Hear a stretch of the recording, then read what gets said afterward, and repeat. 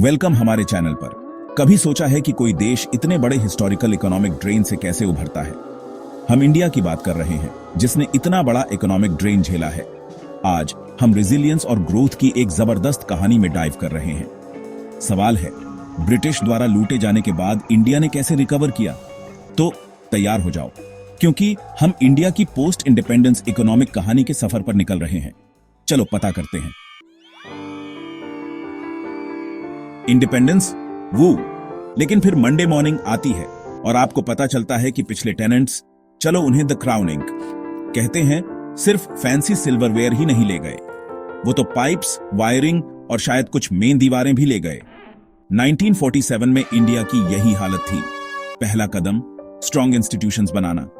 एक मजबूत democratic framework और reserve bank of India RBI बहुत जरूरी थे। आईआईटीज और आईआईएम्स जैसे प्रीमियर एजुकेशनल इंस्टीट्यूशंस इंडिया के भविष्य की नींव बने। स्ट्रॉन्ग इंस्टीट्यूशंस एक फैंसी कार की तरह हैं, लेकिन अगर किसी को इसे चलाना नहीं आता तो आप ज्यादा दूर नहीं जा पाएंगे। इंडिया को एहसास हुआ कि उसकी सबसे बड़ी दौलत उसके लोग हैं। एजुकेशन, हेल्थ केयर और स्किल्स में इन्वेस्ट करना सबसे जरूरी हो गया। यह सिर्फ एलीट ग्रेजुएट्स के बारे में नहीं था, इसमें प्राइमरी एजुकेशन और हेल्थ केयर की तरफ एक बड़ा जोर शामिल था। इसके दूर तक असर हुए, एक ऐसी वर्कफोर्स तैयार हुई जो ग्लोबली कंपीट करने के लिए तैयार थी। इंडिया की इकोनॉमी नियमों और रेगुलेशंस के जाल की वजह से ट्रैफिक में फंसे होने जैसी थी। 1990s की शुरुआत तक इससे बैलेंस ऑफ पेमेंट्स का गंभीर संकट पैदा हो गया। फिर आया 1991, वो साल जब इंडिया ने इकोनॉमिक रिफ्रेश बटन दबाया। Finance minister doctor Manmohan Singh के तहत देश ने बड़े इकोनॉमिक रिफॉर्म शुरू किए, लिबरलाइजेशन, प्राइवेटाइजेशन और ग्लोबलाइजेशन। इसका असर ट्रांसफॉर्मेटिव था। फॉरेन इन्वेस्टमेंट आने लगा और इंडियन कंपनीज इनोवेट करने लगी। इन रिफॉर्म्स ने इंडिया को हाई ग्रोथ रास्ते पर डाल दिया, जिससे लाखों लोग गरीबी से बाहर निकले। 1991 के रिफॉर्म्स ने इंडिया की इकोनॉमिक पोटेंशियल को अनलॉक किया और आईटी सेक्टर खुले दरवाजे से तेजी से अंदर आ गया। एक नई लिबरलाइज्ड इकोनॉमी, एक बड़ी, पढ़ी ही लिखी, इंग्लिश बोलने वाली वर्कफोर्स और तेजी से डिजिटाइज होती दुनिया ने एक परफेक्ट स्टॉर्म खड़ा कर दिया। Y2K ने इंडियन आईटी स्किल्स को ग्लोबली दिखाया। बेंगलोर और हैदराबाद जैसे शहर सॉफ्टवेयर डेवलपमेंट और आईटी सर्विसेज का दूसरा नाम बन गए।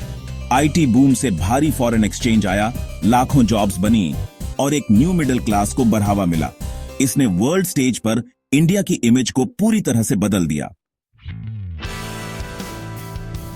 जब आईटी बूम शहरों का नजारा बदल रहा था, एग्रीकल्चर और इंडस्ट्री इकोनॉमी के ओजी थे। ग्रीन रेवोल्यूशन ने इंडिया को अकाल संभावित देश से आत्मनिर्भर बनाया। इंडस्ट्रियल डेवलपमेंट के लिए भी जोर था। स्ट्रॉन्ग पब्लिक सेक्टर और हेवी इंडस्ट्रीज बनाए गए।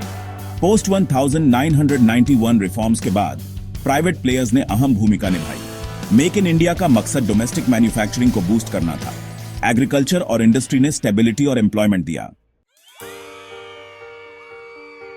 इंडिया के पास दो जबरदस्त ह्यूमन एसेट्स हैं, इसकी विशाल युवा आबादी और इसका प्रभावशाली ग्लोबल डायस्पोरा। इंडिया दुनिया के सबसे युवा देशों में से एक है, जिसका एक बड़ा हिस्सा 35 साल से कम उम्र का है। यह यूथफुल एनर्जी, इनोवेशन और एक बहुत बड़ी पोटेंशियल वर्कफोर्स लाती है। चैलेंज है उन्हें एजुकेट करना, स्किल देना और मीनिंगफुल एम्प्लॉयमेंट देना। ग्लोबल इंडियन डायस्पोरा, जिसे कभी ब्रेन ड्रेन माना जाता था, अब एक्सपर्टीज, कैपिटल और ग्लोबल बेस्ट प्रैक्टिसेस वापस लाता है। वे एक पावरफुल नेटवर्क हैं जो इंडिया की ग्रोथ को फ्यूल कर रहे हैं।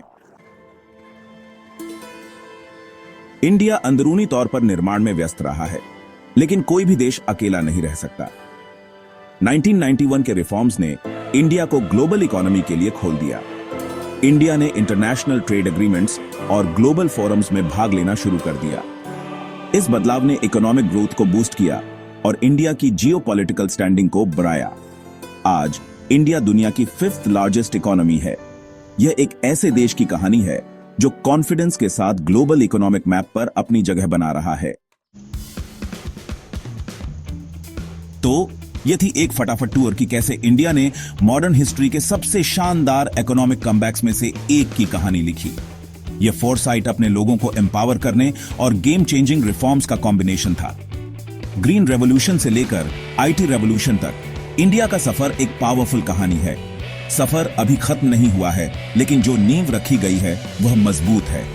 इंडिया की रिकवरी, रेजिलियंस और स्ट्रैटेजिक रिफॉर्म की एक शानदार कहानी है। Thanks for watching. Like, share और सब्सक्राइब करना न भूलें।